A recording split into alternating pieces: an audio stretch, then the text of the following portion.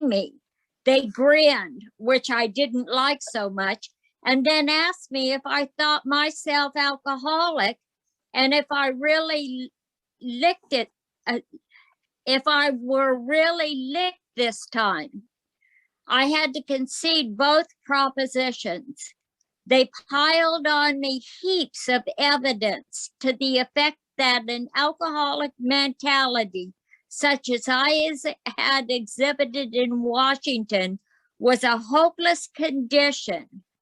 They cited cases out of their own experience by the dozen. This process snuffed out the last flicker of conviction that I could do the job myself. Then they outlined the spiritual answer and program of action, which 100 of them had followed successfully. Though I had been only a nominal churchman, their proposals were not intellectually hard to swallow. But the program of action, though entirely sensible, was pretty drastic. It meant I would have to throw several lifelong conceptions out of the window. That was not easy.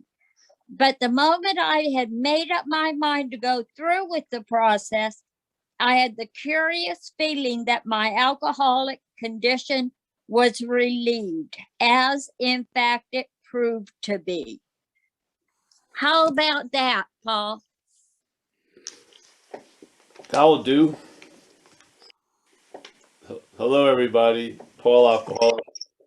Thanks for being here. Yes, it's just like that Nike thing. Just do it. So basically, in the beginning, just follow the suggestions. You don't have to agree with them or not, but just see the results, basically. Yeah, and again, I don't really throw out the lifelong conceptions. I just disregard them for a minute or two, so I do something other than what they direct me to do, basically. And hopefully you're brought into such a condition of being malleable that you would be willing to follow these suggestions that go against your mental logic. So everyone's had the experience of speaking to a newcomer who goes off for 20 minutes about how screwed they are, and basically you go, yeah, you're fucked, basically, and go to a meeting.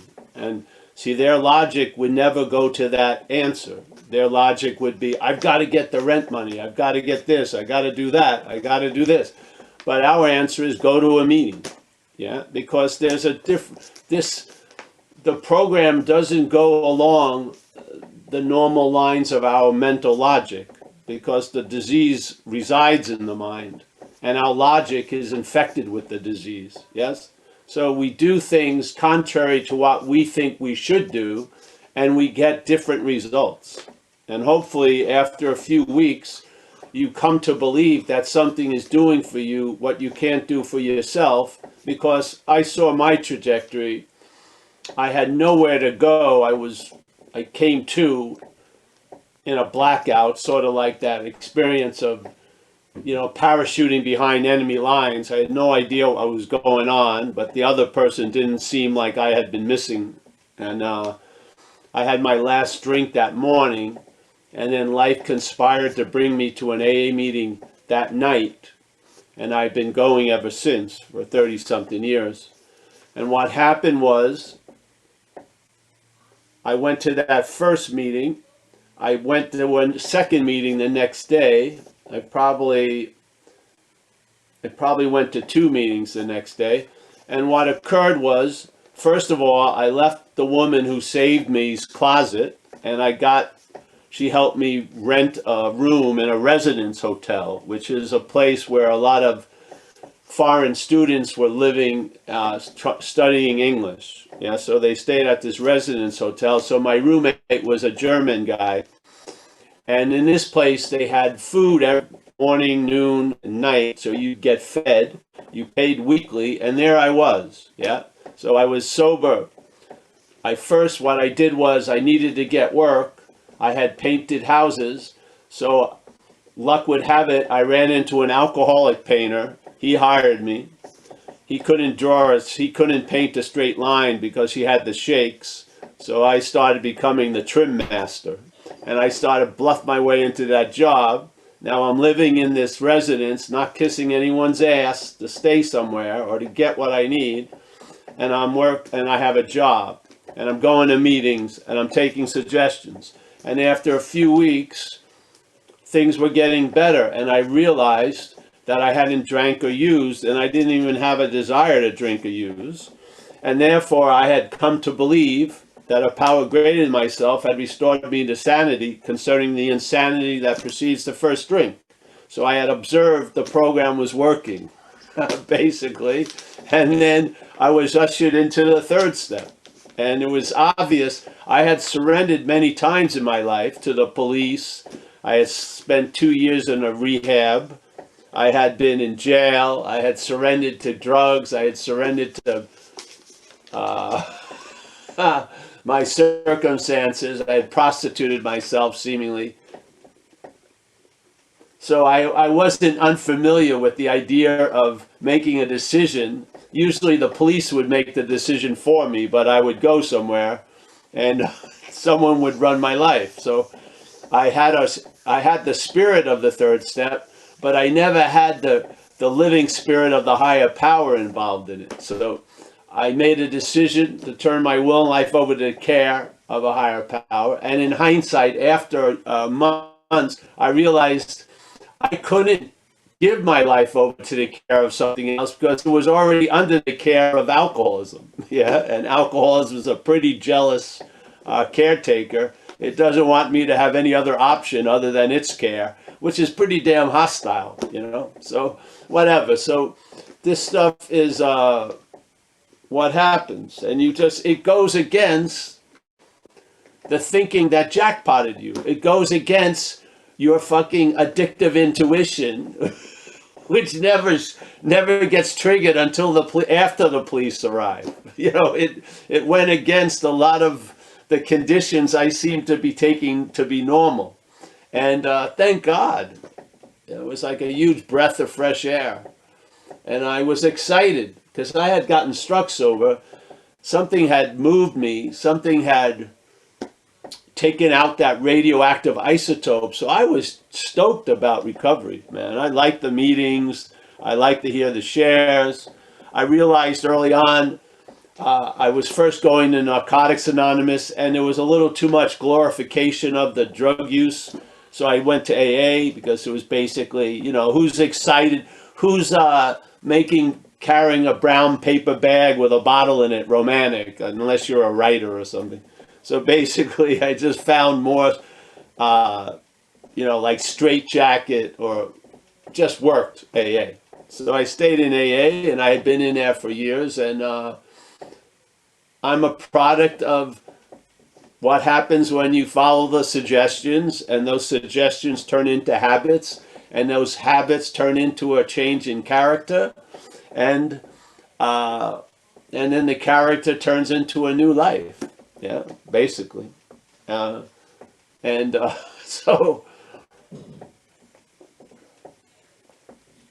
you know, people talk about a leap of faith, but to me, believing in your head is the leap of faith. AA is not a leap of faith. You just take some suggestions and it produces the goods. Yeah, you get changed. If you submit yourself to the program and submit your life, make a decision to turn that over to this higher power, you're going to be changed. Yeah, sufficiently to have not just a daily reprieve from the act of alcoholism, but you're going to have a sense of presence, God consciousness, satisfaction and contentment, a feeling that you're taken care of to the point it arrives at, which is the problem doesn't exist for you anymore. So, hallelujah. So, yeah. If you're here and you're new, you don't even have to comply to anything. Just follow the suggestions, yeah? Sit in the front, listen to the speaker, if there's live meetings. See if you can be of help. If they open up a commitment, put your hand up, take it. Yeah, just follow, and things will change. Yeah, it's just that simple. So, yeah. Now, what we speak of is a conclusion that came through the relief of the program, not before it. And the conclusion is that what has defeated me and what could defeat me and what will defeat me if certain conditions change is a foreign activity we call it self. Yeah. I feel it's more of a sense, and it's a sense of being a doer of a lot of shit I have nothing to do with. A sense of being the thinker when obviously thoughts just show up and then they depart. Yeah. I don't feel like I'm thinking, to tell you the truth. And that self manifested in various ways is what has defeated us. And we do an inventory on that. And then we get an illumination by sharing it with another and the higher power. And we start seeing what used to defeat us before it defeats us. Yeah. And we bring that information to step 6 and 7. And then when we're not making any more new shit, we go back and clean up the old shit through 8 and 9. Yeah. And then 10 and 11, 12 is a way of life to support the transformation or the spiritual awakening. And, step 10 is you continue to take inventory. And at that point, hopefully there's sort of some positive inventory of, demonstrating or putting down on paper the great changes that have occurred. And you keep telling the truth about the appearance of the disease and hopefully bring that appearance to step 6 and 7. Yeah. And then step 11, you improve one's conscious contact. The suggestion in the beginning is through prayer meditation, but the point is to improve one's conscious contact. The point is not to become a great prayer or a great meditator. If you don't feel like you're a great prayer or you can't sit still, then you can take a walk, you can do service. That will improve your conscious contact. Don't be saddled by 2 suggestions, because those suggestions will open up to many suggestions. And then to the point where you're just being alive is constantly improving your conscious contact. You're awake to being awake. So if the awakeness is the maintenance of your awakeness, it's always available at all times because you're awake. Yeah. So, you're not becoming spirit, and you never left spirit, and hopefully arriving back, you're a spirit, if you want to call it that. So being aware of being spirit is the highest form of maintenance of being spirit, I would say. Yeah. So I think a lot of people get stuck in step 11 because I watch people, they're sincere and they're earnest, but they're too excitable. They're not going to sit down for 20 minutes. They're not going to fucking, so that's not the only, there's not 2 avenues to arrive at improved conscious contact. Conscious contact is what improves the conscious contact. Yeah. So, yeah. So, and then step 12 for me leads you to, accepting a new agenda, which is, the practice of these principles in all your affairs. And if you can't, limit the affairs and then help people achieve sobriety. Yeah. Not help, you may learn that helping people who don't want to achieve sobriety may not work too well, but help people, who want to achieve sobriety. Yeah. Yeah. And so all the doing of service will lead to being of service, hopefully. Yeah. All the meditation will lead to feeling you're being meditated by spirit. Yes. Yeah. All the prayer may lead to not needing to say a prayer. You'll more be a prayer. Yeah. Yeah. So I think the real importance is to have a clarification of what is the exact nature of the disease. I'm not saying it's true or not. I'm just giving you my take on it, yeah, with the hopes that it will work with you, yeah, because it sure worked with me. So my take was, as soon as I saw self as foreign, I swear to God, that nanosecond later, the possibility I can be free from it became available. And I had been enslaved by the possibilities of trying to be free as it for years. I was caught in that net of self can't get out of self. And finally, I discovered the dilemma, which is I'm trying to get out of something that I'm not. So why not just recognize it as foreign and be clear about its role in things and my role in things and higher powers' role in things instead of being super unclear about that shit. Yeah.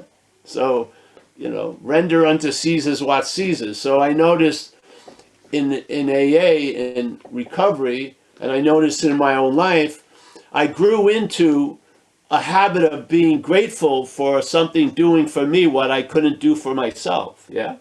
I truly felt that something took up the burden of directing Paul's life, a power greater than what Paul seemed to have available.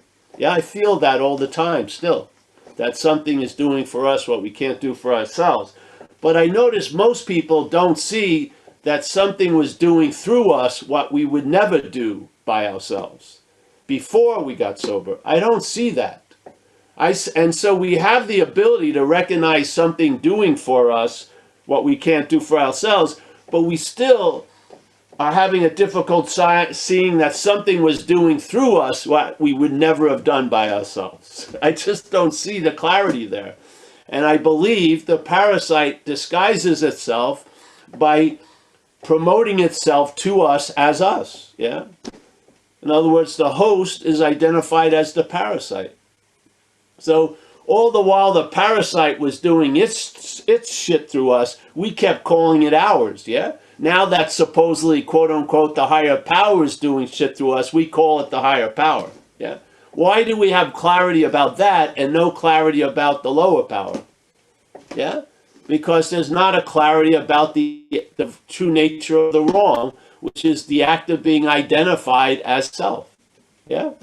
So that nature of that wrong disguises itself because the parasite convinces the host that it's the host. That's the higher power is not in that that activity. It just comes through. You want to notice it's it or not, it doesn't fucking matter, really. The parasite has a different agenda. It wants to come through, and yet it's quite hostile, so it has to convince the host that it's the host, or the host would fucking kick off the alcoholism, of course. I mean, if a big bug landed on your arm right now, you'd knock it off in a second. If it landed 80 times, you'd knock it off every time, pretty much. So if you've lived under the tyranny of active alcoholism, you have to admit it's quite hostile, yes, to the host. It is. You're not treated well. Yeah. Yeah. So how would something that doesn't treat you well be allowed to keep doing that? Unless it had a strategy to convince you that you're it. So you can never entertain being free from it because you're identified as it. So, yeah. You'll never live without the fire. You just try to manage all the fires getting started. Yes? That's not freedom. The freedom is from the bondage of self. It's not freedom with the bondage of self. It's freedom from the bondage of self. Yeah. How can you be free from the bondage of self if you take yourself to be self? That's not freedom. Yeah? Or if it is, explain to me how that could be. If the problem is the bondage of self, and all my pursuits for freedom are based on coming from self, as self, by self, through self, I would say my search for freedom could be cast as a bondage of self. Yes? I mean, how else?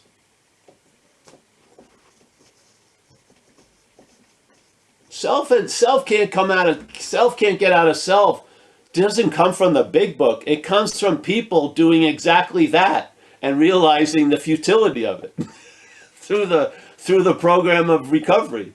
They realized self can't get out of self because they were trying super hard to do exactly that. Yeah?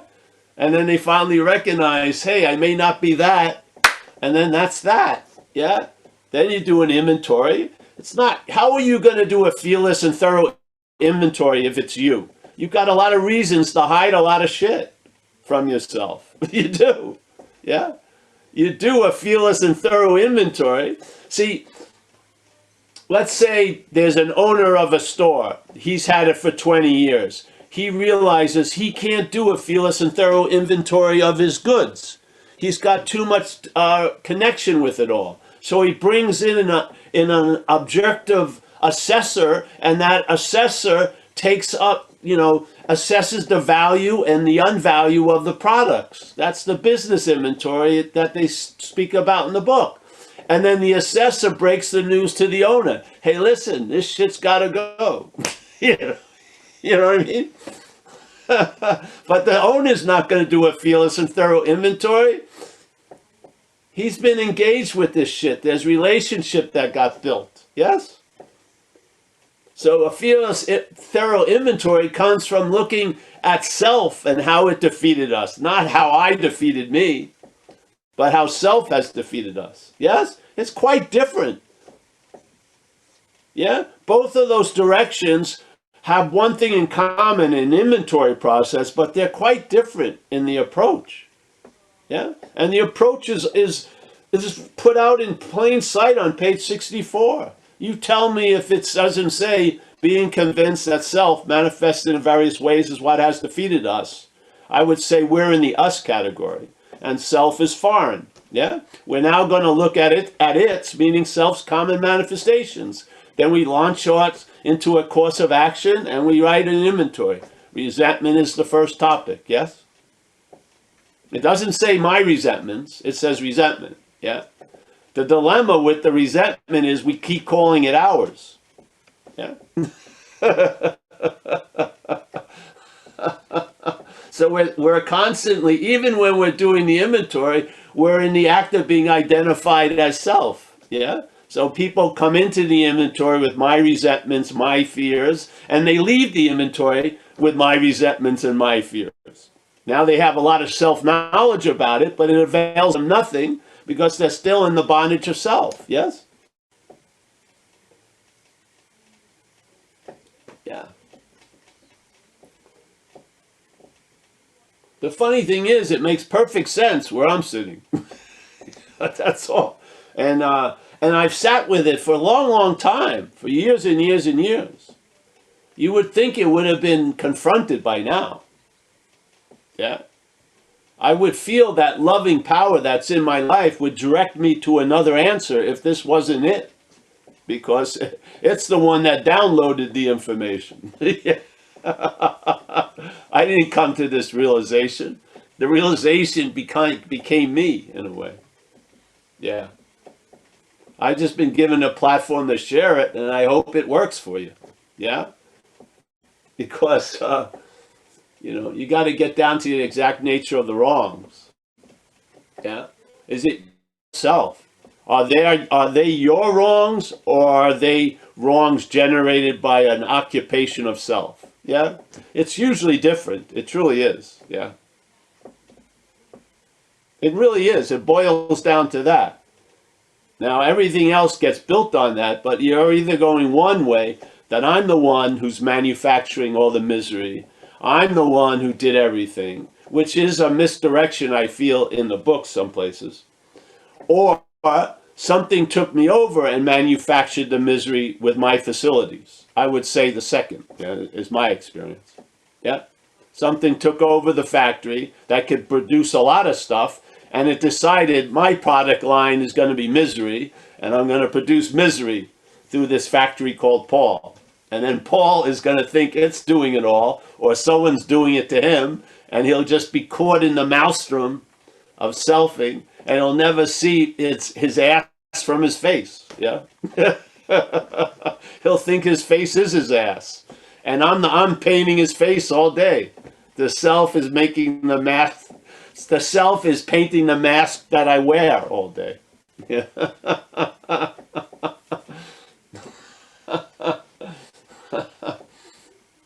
Yeah.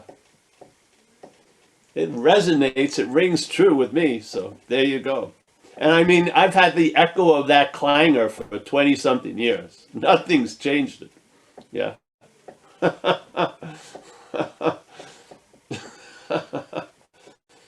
Yeah. So, and then you go off, and how you don't need a rocket scientist to explain the suggestions, do you? No. Yeah. It's not like abstract, astral mathematics. There's 12 steps. Yeah, there's 12 basic procedures that have a linear progression that amount to a directed growth to a specific end. Yeah, having a spiritual awakening. Yeah, and that spiritual awakening will be found to be sufficient enough to keep us free from the bondage of self for that day, let's say, or let's say at least the aggravated condition of active alcoholism. Yeah, yeah. It's not difficult, and the suggestions of doing service and recovery and unity make sense. Obviously, this is a we event, not a me event. Yes. So you can see it in AA meetings. You're at an AA meeting, you look around, you know everybody, maybe 25 of them you could see as assholes out of the 29 people.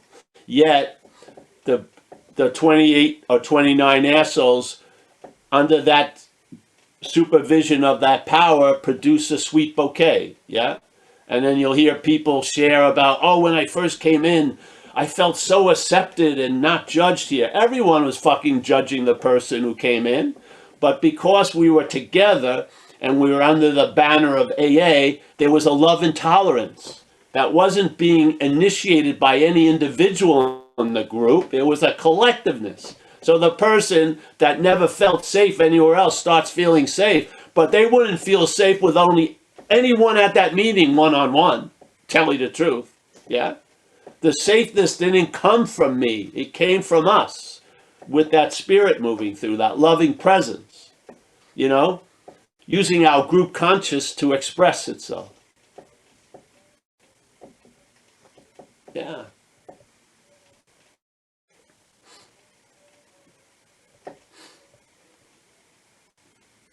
There's so much evidence, really. Yeah.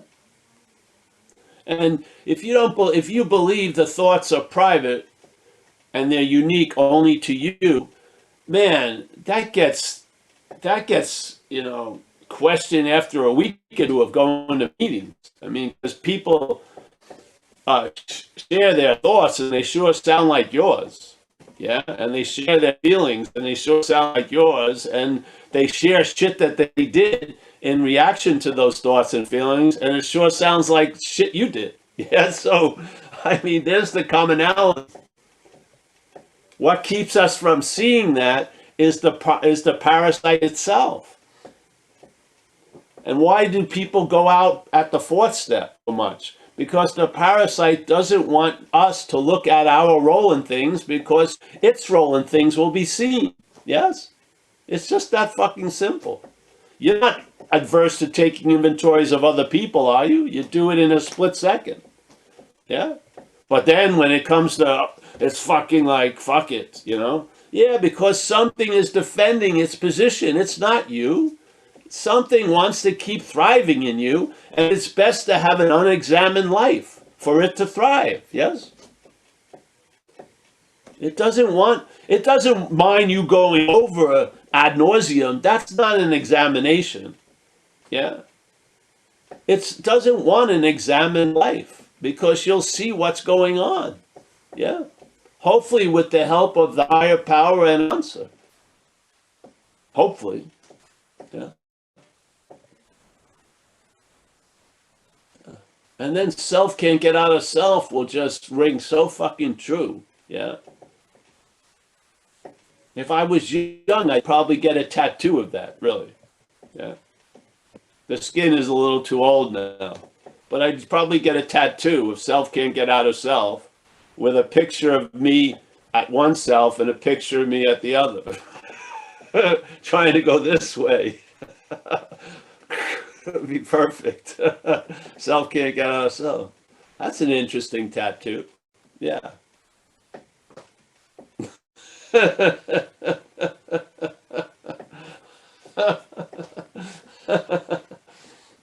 And then the word, I'm going to just keep riffing, yeah?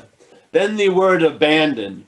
It says abandon ourselves to this thing. Now, the way I read that sentence is self is other than me. So, therefore, the possibility of abandoning self is available, yeah? Because, like I always share, where we used to have old beaters and we'd be driving around, fucking doing risky shit in San Francisco, and then we'd run off the road and ram into a tree, and we just walk away from the car. Yeah, we abandoned the car. Yeah. So when the cops came, they wouldn't find us. So if you're self, you can't abandon self, you'd be there. Yeah. But if self is something other than you, you can abandon it. Yes? You can. You can walk away. Well, let's say you can be living away, yeah? Away or out of or from underneath the bondage of self. There's a possibility, yeah? So, yeah, all right. Thanks, Paul. And now we've had a little journey, a brief journey through all 12 steps this morning. So are there any questions? Anybody want to raise your little virtual hand and ask Paul? We're available. Are we all well this morning? Dom's got his hand raised. Mickey? Dom's got Yeah, his you hand. and I are the best judges of that. Oh, here's Alicio. Mr. King Baby. All right, go. King Baby. King Baby. Do you know that term, Paul? Do you know the term? I know Boss Baby. I don't know King Baby. King Baby refers to being a dry drunk, where you leave the alcohol, but your thinking is still like an infant demanding everything. And like instead of King Baby, it would be like SERF, Surf Baby. Surf Baby. Yeah, there you go. Give yourself too much of a lofty credit, King Baby. Yeah, I just got here, so I'm gonna listen. I think Bo has a question. I'm just gonna listen. I had a question, but it can wait. Thank you so much. Okay, Bo's up. Let's That's ask Bo. That's demonstrating great progress, King Baby. Hi, everyone. Hi, Paul. Great. What was that? That was a demonstration of great progress by King Baby. Having a question and leaving it behind. That was very good.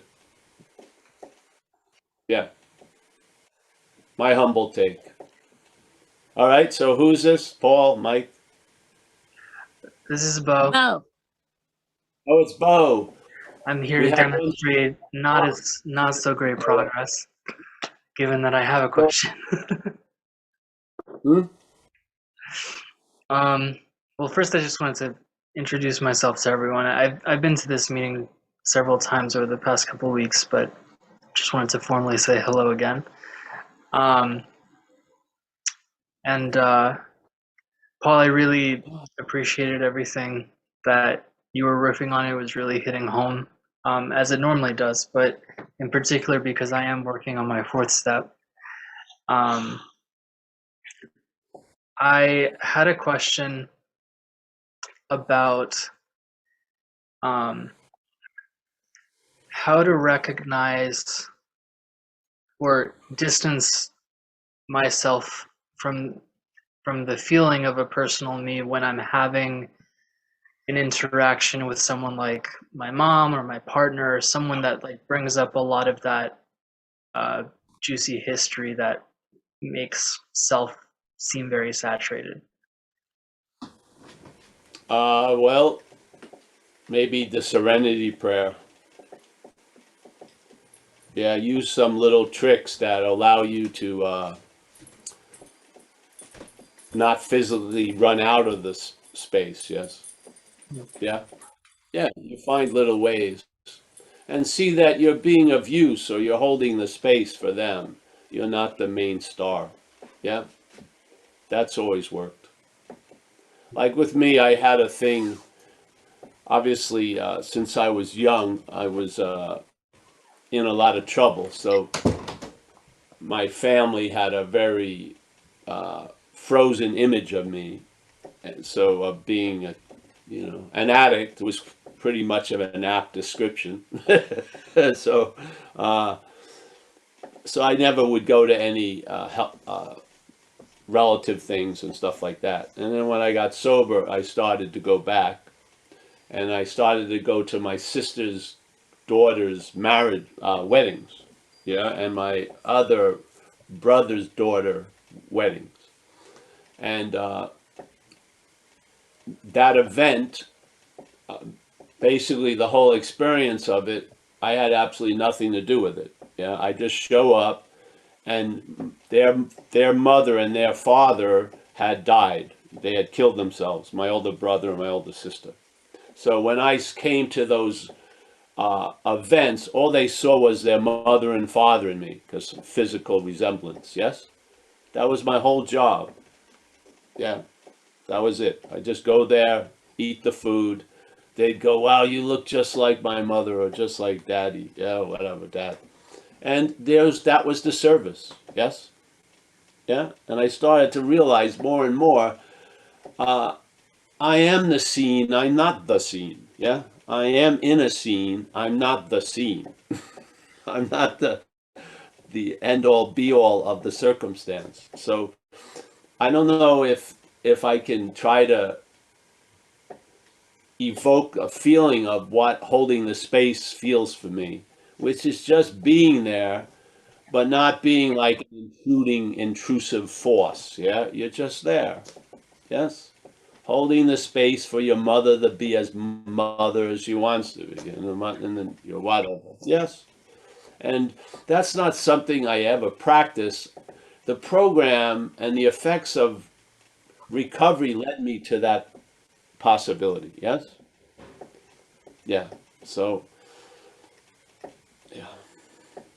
Thanks, Yeah. Paul. That makes sense. I know that. You don't know what your effect on them is. You may know what you believe is their effect on you, but you don't know what your effect on them is. They may be getting a whole lot of out of your being there. Yeah. Fucking really. Why is it always about feeding my face? There's a lot of times, like I go places I don't want to go, but because people want to see me. Really. Seriously. I don't have interest in it at all, but I go because I was asked to go. Yeah. And I'm there in, form only and everything, it's cool. Yes? Because you don't know how you're going to be used to produce an effect in others. You don't. Yeah.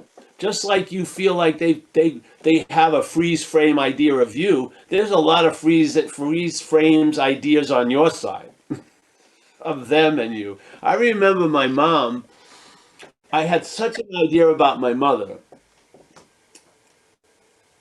Oh, she would never want to talk about any of this and that, this and that. When I broached this subject of sex with my father, she was completely into talking about it. Yeah?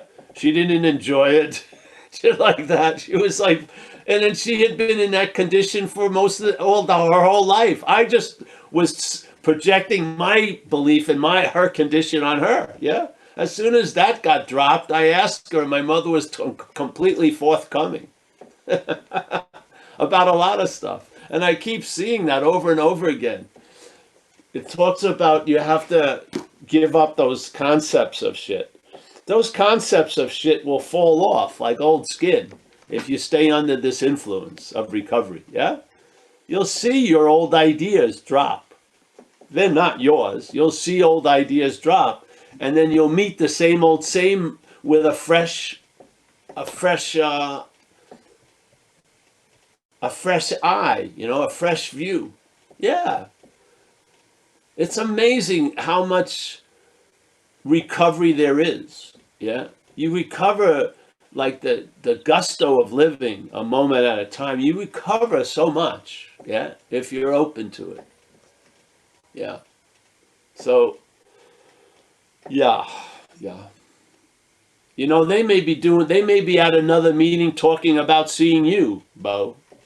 And trying to get suggestions. What should I do? Say a prayer, serenity prayer.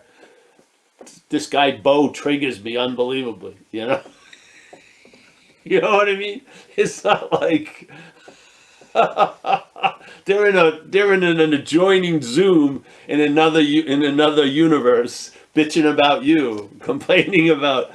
I can't take. I don't know. I lose it when I see my son. Whatever. What should I? You know what I mean? This thing is very circular. Yes, it's all. Yeah. The dilemma with alcoholism is it thrives on self-centeredness. Yes, it does. And so, whatever why, it doesn't matter. Most of us were extremely self-centered. Yes, we were sensitive, but we saw everything as how it pertained to us. We didn't grow into that. We grow that suit was already tailored, so to speak. Yes. Yeah. So, and then that excessive obsession with Paul, the idea of Paul, laid open possibilities for a disease, if you want to call it that, of alcoholism to land and thrive. Yeah. So the alcoholism amplified the obsession to such an extreme level, it got really fucking uncomfortable, and it motivated us to act out, to get some relief. Yeah. And drinking was, you know, was suggested by the head or something, and then drugs, and then that parasite got us to, and it moved us to get its food. You know, what it wants to engorge itself with is acting out. So it has us as the transportation. Yes? So the freedom isn't from alcoholism, it's from the bondage of self. Yeah. It's having that interest that seems so naturally placed in the mental preoccupation of Paul be moved because Paul can't move it. Yeah. Nor we found no human power could do it. So we've entered a possibility, and that possibility works. We lose interest in self finally, and we gain interest in others. Yeah. Yeah. Thanks, Paul. Yeah. Thanks, Bo. I mean, Are you ready for another? Hold on, Mickey. This operation recovery isn't on. It's on a vertical operating table, and you're constantly moving. It's not like you're suspended and things. You're being worked on. Yes, by an influence greater than self. Now, yeah. And we don't need to know because you're going to find out that you've changed. Yeah. And I would say mostly for the better. Yeah. So the wish that you may have had comes to pass, but not by your own hands, not by your work and effort, but by a surrender and admitting I'm outmatched. Yeah. I can't pull this off. Yeah. When I manage shit, I end up being managed by others. I come to some rude assessments, sober assessments, and I see the beauty of the 12 steps of recovery. They're tailored exactly for types like us. Yeah. Yeah, and you may want to go into the spiritual annals and read a beautiful description of surrender, but there's a lot of surrender in recovery. A lot of surrender. Yeah. There's a lot of being exhausted by the dominance of a failed system and finally coming to, I'm sick and tired of being sick and tired, and then not coming to an end of the road, but a new road appears. Yeah.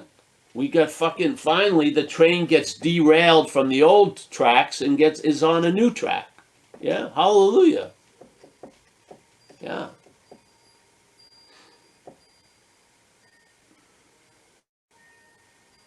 You know, sometimes you can read people. You may do a lot for someone else. So you make yourself available. Yeah. If someone thinks that I know more than they do and they're going to get some value out of talking with me, I'm going to have them call me. You know, do I believe that? No. But if they believe it, I don't far out. You know, I learned that early. I could see that when I put myself in a seat and shared, there was an effect on people. All right, use me. You know what I mean? All right. Yeah. Okay. There you go. Put me to use. Yeah.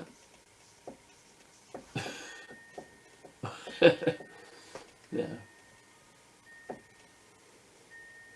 Yeah. So, yes. All right, Mickey. Sorry I jumped back in, but. No, that's all good, Paul. Thanks. And thank you both for your questions. And Dom is in line now. Let me ask Dom to unmute. There we go. All right. Hey, what's happening, y'all? Paul, what's up? I was able to say hello to a couple of guys that jumped on the Zoom early. Yeah, my name is Dominic, and I'm a free-range alcoholic, as Paul says. I crossed paths with you, Paul, probably like 5.5 years ago on the coast in Encinitas at this little, really tiny yoga studio. And at the time, I was just coming back. I was sober for 2 years, and I was just coming back off a 6-month run, and I couldn't explain how it happened. And so I just got rid of everything, and I was living in LA, and I moved back down to Encinitas, and I had about 2 months sober. And my friend called me, and he's like, there's this guy, he's giving this talk. It's called The Talk of Nothing. Let's go to the yoga studio. And I was like, fuck it. All right. I'm not doing anything. And so we sit down, and you showed up really late because you had horrible traffic. And you were talking just now about, you know, I show up at events where shit, I know you definitely did not want to drive down from LA on like a Saturday or a Friday or whatever it was to come to some small yoga studio to speak to 15 people. So, but sure enough, you showed up, and you know, I think my friend Bo and I were the only ones that were actually in the program, and everyone else was kind of like, you know, spiritually centric or you know, non-dualists, or, you know, focusing on yoga and stuff like that. But intertwined in your pitch, I started to hear you drop in lines from the big book, and then you started quoting page 64, which is the beginning of the fourth step. And I was on the fourth step yet again. And this is so funny. I remember after your pitch, I raised my hand because I'm a loudmouth, and I was like, this is what you're saying? Like, let me try to understand this. And I regurgitated my weak understanding of what you were expressing through myself. And I said, Paul, this is going right over my head. And then you're like, good, that's the point. And you started laughing hysterically. And everybody else started laughing. I'm just like, I don't get it. And so I left that yoga studio, and I got your books. And then I started catching on to some of your speaker tapes and stuff like that you posted on YouTube. And I started really honing in on the lines that you're quoting in the big book. And, you know, the first one that I remember that I started quoting in my own practice, because I became a sponsor shortly after that, about 3 or 4 months after that, I got through the steps and I became a sponsor, and I started sponsoring. And all of a sudden, you know, I started really outlining what you were telling, what your experience was. And I started traveling a lot lighter as a result of that, especially when it's compounded with sponsorship. And one of the lines that you would always say is, it's the first two sentences that they ever wrote in 1939 in the Big Book. It's we are more than 100 men and women who have recovered from a seemingly hopeless condition of mind and body, and then our main purpose is to show other alcoholics precisely how we have recovered. And there's just, I love what you said, man. This book is just so perfect for people like us, and you know, your members' eye view has offered me so much relief, Paul. I really got to say that, man. Like, and I share that with all the guys that I've sponsored, and obviously this isn't something that's coming from Dominic or anything like that, but I've been able to successfully sponsor a lot of men in recovery at a very high volume, and because my life is really small. It's very small in early recovery as well, and so I focus just on sponsorship and living a small little life in Encinitas, and there's been a lot of people that have experienced a lot of relief from just from your perception, your small twist, which is the biggest twist, and it's supposed to go right over my head, because self-knowledge avails nothing. I can't try to be free from the problem as the problem. The thinker can't get free from the thinker as the thinker, if that's the problem, you know? And one of the other, I'll end with this, is one of the other, you know, you have so many great, I think it's just so cool that you put so much content on YouTube, because when you're speaking, it's free form, you know, and there's sometimes certain things come through you that's like, you know, your experience. And I've heard this analogy many times, and I love how you speak in analogy form. But one of them specifically was this talk that you gave in Redondo, probably, I don't know, 3 years ago. And the analogy that you gave was the pooper scooper analogy, and how, like, you used to be like kind of a circuit speaker, and now there's all these like guys that are circuit speakers, and you go to AA meetings around these parts, it's a fairly dense recovery population around here.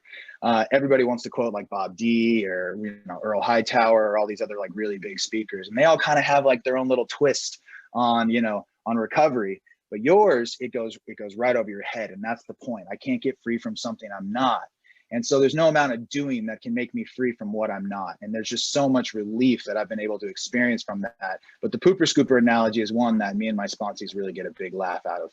And I just appreciate the hell out of you. And I've been attending these, I've been watching all these on YouTube for a long time, the ones that you post. And so I feel honored to jump on here and kind of say hi to all you guys, and you know, to kind of meet you formally, Paul. So thanks, man.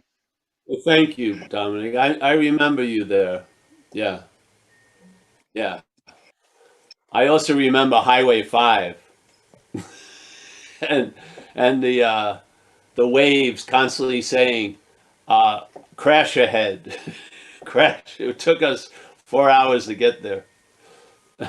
The guys who set that up said it was 45 minutes. I was misled to go to Encinitas on a Saturday because we had to speak in LA that night. So it was like a quick turnaround. Yeah, nice to meet you. I hope you come back. It's a pleasure. Thank you. Yes. Yeah, that was the whole point, one of the many points of putting it out there. Yeah, the force of the message will create its own tributaries. Yeah. Yeah. That's, yeah, it just has its own life. That's what I love, truly. Yeah. One of the things I love. Yeah. Yeah, it's yeah. Thanks, bro. Nice to see you. Thanks, Dominic. Thanks, Paul. And now we have Pam, who claims to be just listening, but I'm going to ask her to unmute and share with us. Hey, Pam. Hi, thanks very much. My name is Pam. Paul, how does Paul or how does Pam know the difference between I and self on a daily basis, but especially when in crisis? Well, just hear certain things about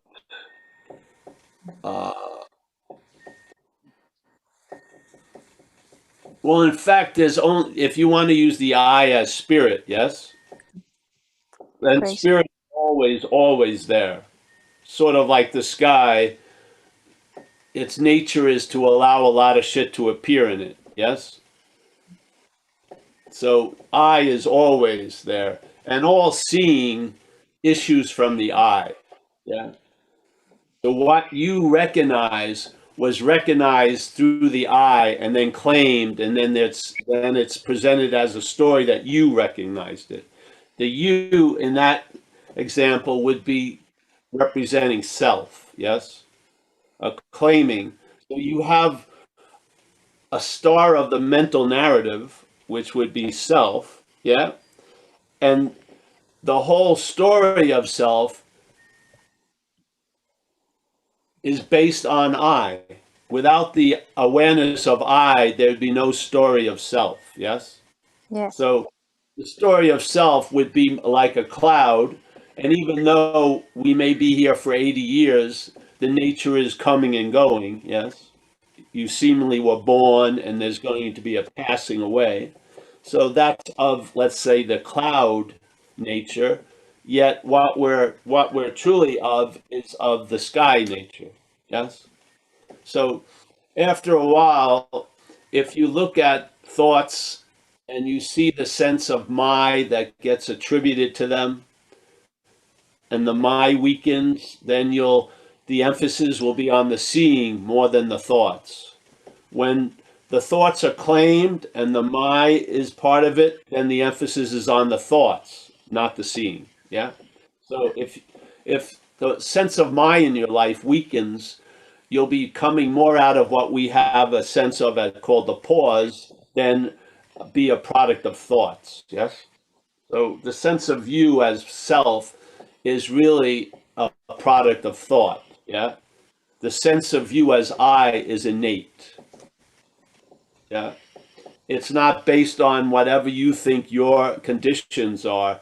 It's the previous conditions of all conditions. Yes. So spirit is spirit is spirit is spirit. There's no becoming or unbecoming. It just is. Yeah. The selfing, the idea of selfing is constantly, it needs to constantly be reinforced and replenished by obsession over it. Yeah. So the identification as self is reinforced by obsession with self. Yes. Yeah. So the thoughts have a job, and that job is completed with the my thoughts, because now you believe you're the thinker of all these thoughts, and then you're apt to be caught by the judgment of good and bad and guilty and whatever. Yes. And then it's just the snowball just fucking if it's allowed to roll in the direction it wants to roll, it just gets bigger and bigger. Yes. Then it's all about you instead of all about I. Yeah. See, all about I is the fact. All about you is a story. Yes. So yeah. So I think the my is probably one of the most important. So the sense of commonality, let's say the alcoholism, when I saw that my thoughts weren't mine, and the first description of that was alcoholic. They're alcoholic thoughts. Yeah. They didn't cover the whole thought system at that time, but they produced a lot of relief. When a big chunk of what I thought were my thoughts was seen as alcoholic thoughts. Yes. That was expanded on later, but at least there was some relief from my thoughts, because they're not mine, they're alcoholic thoughts. Yes. And then a lot of my feelings were also seen as alcoholic feelings, because a lot of other people were sharing about them. And then the behaviors, which was the story about my old behaviors, was the crystallization of primo guilt and shame. You know what I mean? I started to see that I was being used for transportation more than doing a lot of shit. Yeah. Yeah. So the feelings about all that intimacy of what's going on, supposedly as Paul, got a lot. There was some space was added in there. It was a little too claustrophobic. Yeah, my, and then it got a lot of space. And what happens in space? Things can grow. Yeah, you can start expanding. Yeah, yeah. So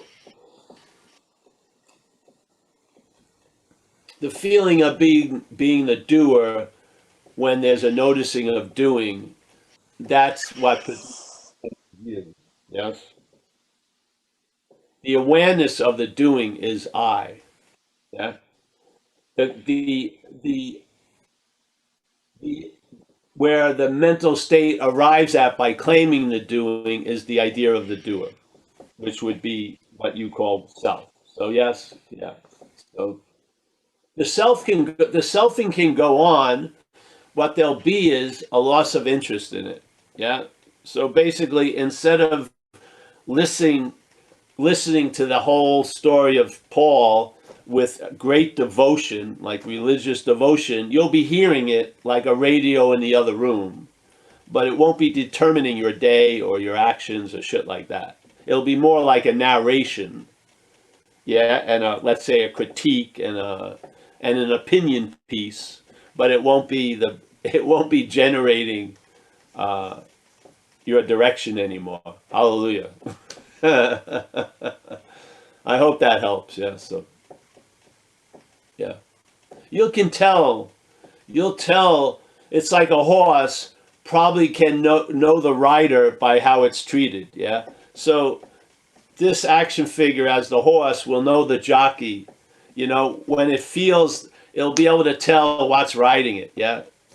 We have enough examples to know the lower power and how it rides us. And so, and I hope we have enough examples now to recognize the pattern of the higher power, so you can, you know, yeah, it becomes clear. Yeah. Don't you think? I feel. Yeah.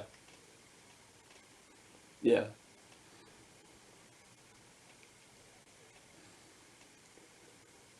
Yeah. Selfing is mechanical.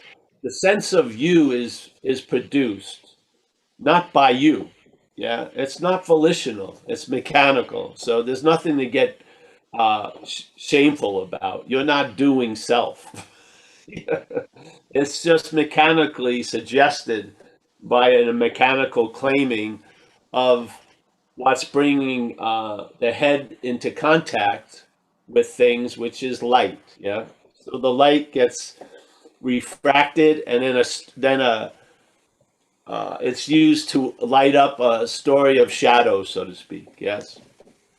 Yeah. Yeah. Could I ask you something You lose. else? What? Apologies. Could I ask you, when I become aware that self is acting, but it's in crisis or at a time where you need to be engaged in doing something, how do you take the time to stop, to recognize the difference then between I and self in that crisis situation? You already did. So have faith in that. Okay. Okay, yeah. Yeah. So you don't. It's the recognition already occurred. See what happens then. Usually we see where the faith lies. It's usually in the head, not in the eye. Yeah. And we're in that process of having that faith that goes to that unreliable system to go to a working system. Where our life, if you read page 53 in We Agnostics, Bill W. basically says, and I believe faith is one of the forces of this whole event. Let's say there's gravity. What is it? Dark matter, gravity. I would say faith is a force. Yeah. And it says here on page 50, top of 54, so in one way or another, we discovered that faith had been involved all the time. So faith is what's moving us, yes? And that faith in the mental system is what's producing so much anxiety about what's not happening. That same faith, if was put into the infinite, would produce an ease and comfort right now. It's the same energy. Yeah, it's going to manifest by what it is put in. We can't move the faith. We submit ourselves to be changed, and that change allows the faith that was in self to be put into the infinite. And then we travel lighter. Yeah. Great. Yeah. Thank you so much. And when we don't have any faith, there's faith in that. People have faith in the thought that says they don't have any faith. There's no way faith isn't before everything. It just is. Just like you look at the stock market, it's completely based on faith. If the people who believe in the stock market stopped believing it, it would crash. Yes. Yes, it's all like that. And Jesus supposedly said it quite a lot. You know, the big healing was, hey, it was done according to your belief or your faith. Your faith is what can move mountains. Yes, it's not your faith; it's faith, really. It's before us, and I'll tell you, faith directed by the mental state can be very powerful and very uh, fucking confining and contracting, and man, and the suffering in that contraction can be exquisite. The mental hell that people, uh, it's like being squeezed. Uh, that same faith put in the infinite, there's a huge expansion. Yes, you don't see things myopically. Yeah, there's a seeing of things myopically, but you don't see things myopically. So you see that which says it's seeing everything as something also from the eye. You see the you. You see the manufacturing of the you. Yeah. Yeah.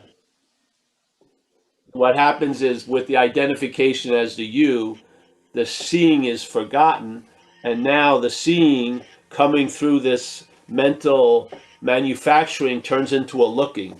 Now it's you looking, and you're using the looking to find the seeing, which is the blindness to that you are the seeing. Yeah, yeah, yeah. So yes, all right. Thank you. Thank you so much. What do you think is looking? It's what's seen. We call it me looking, but that description of seeing is riding on seeing. There's awareness that's being called my awareness, but it's not your awareness. Yeah, it's awareness. Yeah, I'm looking. That's just natural seeing, but now it's been put into a format called Paul looking. That's the blindness to our nature, is we're using what's looking to look for what's looking. Yeah, instead of realizing we are what's looking. Yeah, but the who is what makes that insanity seem to be occurring. Yeah, like a great master said, the greatest mystery is reality wanting to attain reality, being ourselves reality. Yeah, yeah. So yeah. All right. Thanks. Thank you. Thanks, Pam. Thanks, Paul. If it goes over your head, it's fine. Like Dominic said, you get the spiritual subpoena is being served. Yeah. Don't worry. You're in good hands. You'll be appointed a lawyer, and you'll go into the court of light. All your seeming transgressions will be null and voided. Yes. You're not that fucking important to be that terrible.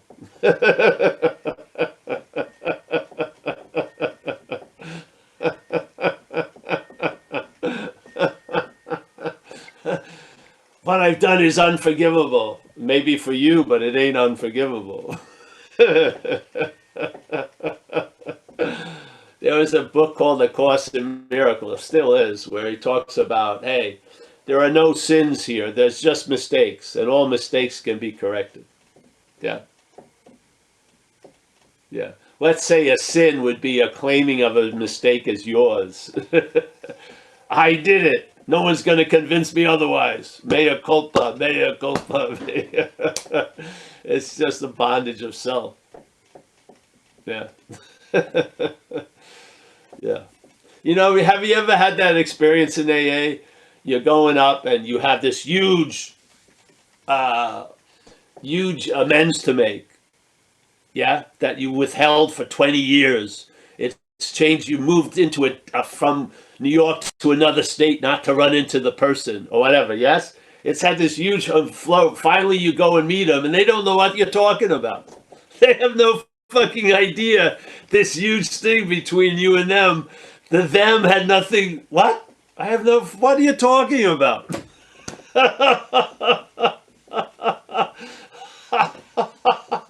It's insane. Oh, it's crazy, man. It is. It's crazy. That's why, if you're new and you're into the fourth step, take advantage of that opportunity, the fifth step, to share those secrets that you think are so fucking bad or whatever, because when they're put into the light, they'll shrink. You know, they're just, yeah, yes. They're like a figment in the house of mirrors. You know what I mean? You left with you, and the obsession had become so huge, you can never let them out. I can't share this with anyone. Yeah, fuck it. So yeah, I found that really helpful when I did the fifth step, to release the kraken of secrets, you know. Just and the funny thing is, I swore I was never going to tell anyone. Then I said it, and the person yawned, so I had to say it again, like in 2 seconds. So I said it twice in like a 30-second interval, when I swore I was never going to say it the rest of this life. Yeah. And then all that storage unit got repossessed, yes? And life put it to good use, instead of just dead with no circulation. Yeah. Don't be so selfish to fucking, yeah. You know. Your storage unit could be put to better use than storing nothing. Yeah. Fucking open the windows, do the program, and let some air in. Yeah. Yeah. Didn't you feel like when you did, I remember the fifth step was so,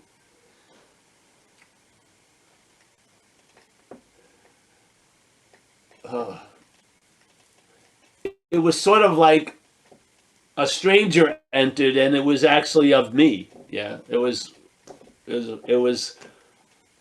a whole lot of me, a whole lot of what I am seemed to show up in the story of Paul. Yeah, I don't know. And then 9 was very potent, yeah, to make amends. Because what's really trying to lock the door of the past aren't the people or anything, it's us, yeah, it's the mental state. Yeah, it wants to store all its bullshit in there and never open a window. Yeah. That shit never gets put to use. Yeah, it's just dead weight. Yeah. You share the truth in AA. Every little bit of what you called absolutely having no value is put to great use. Yeah.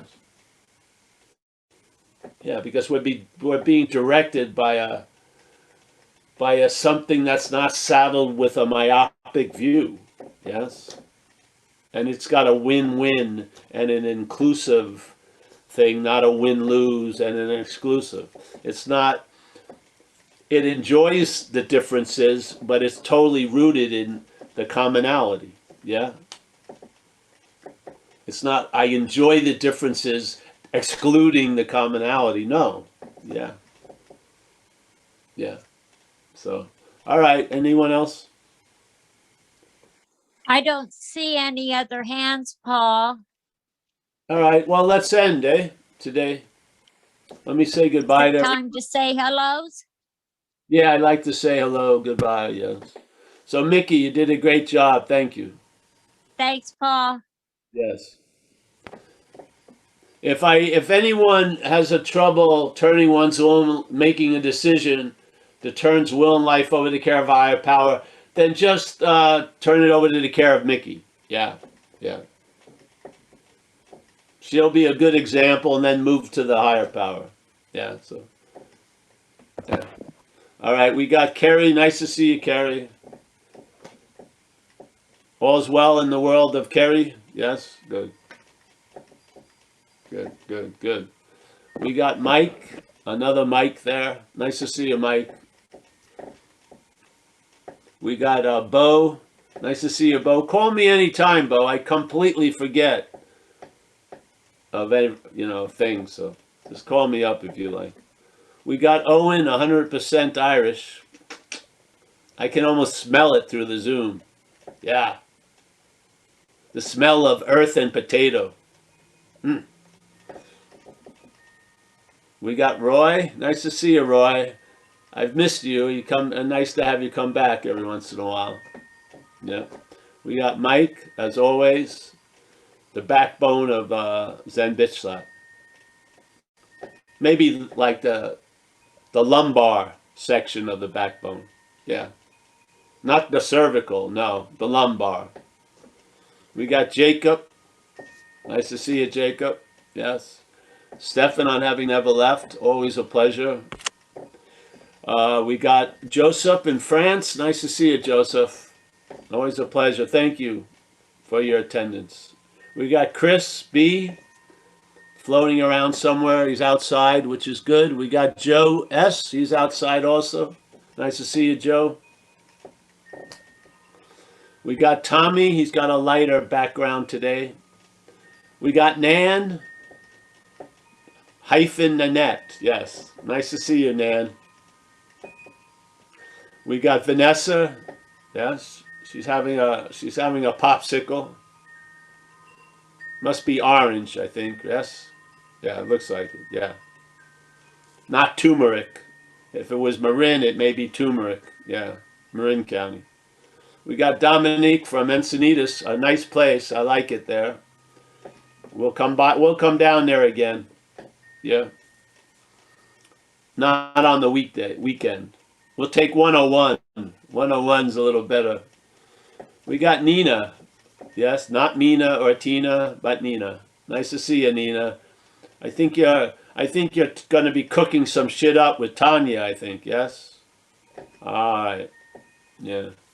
Kerry from Maine. Nice to see you, Kerry. Yeah. We got, Helen. Helen from Northern England. There she is. Nice to see you, Helen. Yes. Brighter than any spring flower. There's Helen. Blooming away. There you go. Yeah. I'm not going to allow you to deny your flowering, Helen. Yes.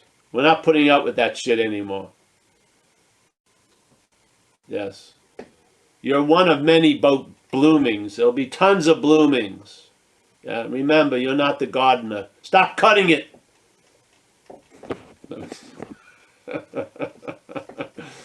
We love you, we love you, Helen. Yeah, yeah. Your sense of emotion comes through the Zoom unbelievably. Really. Yes. Yeah, I mean, I feel your heart pressing against mine. It's very interesting. Yeah, very powerful.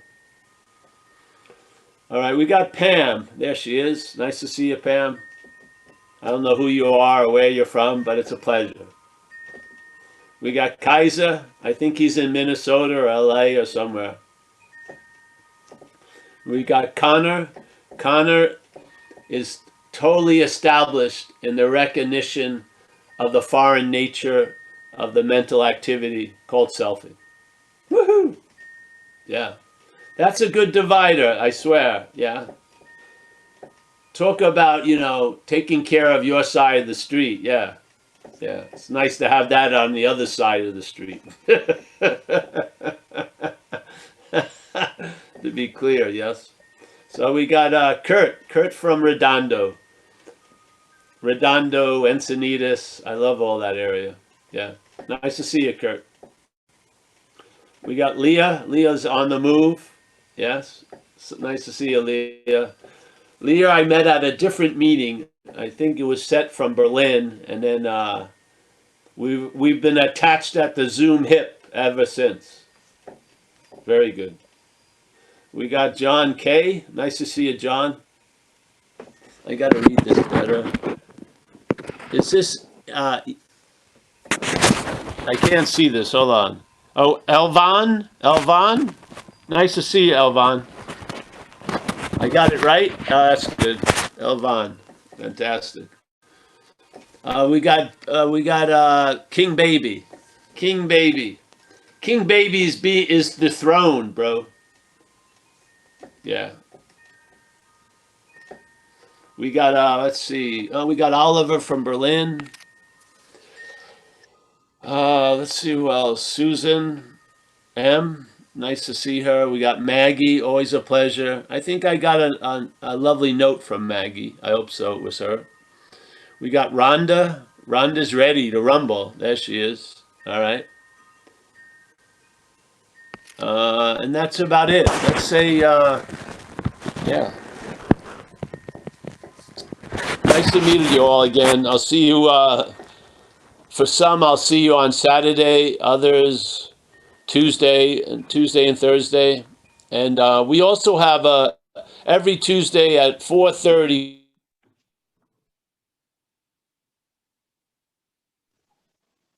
Available. All right, it's on the website. So thanks, everyone. Thanks for having us. See you. Thanks, Yep. Paul. See you guys. Thank you. Thanks, guys. Appreciate you. Thanks, everyone. Thanks, everybody. Thanks, everyone. Cheers again. See you, Owen. Good to see you, bud. Yes, good seeing you, Owen.